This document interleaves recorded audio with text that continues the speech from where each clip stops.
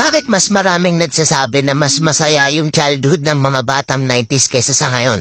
Bakit mas maraming nagsasabi na yung mga batang 90s mas swerte sila kasi mas masaya yung mga naging childhood experiences nila? Simple lang. Mga batang 90s pakinggan nyo to. Lapit ka konti. Nung panahon natin hindi pa uso cellphone. Hindi pa uso yung puro Mobile Legends. Lalaro ka sa cellphone, manonood sa cellphone. Lahat ng laro natin nung bata tayo puro physical. Naaalala mo pa ba yung lalabas ka sa hapon para lang makipaglaro sa mga kaibigan mo? Yung tipong nababadtrip ka na kasi nabuburot ka na sa laro. Pero tuloy ka pa rin kasi masaya ka makipaglaro sa kanila.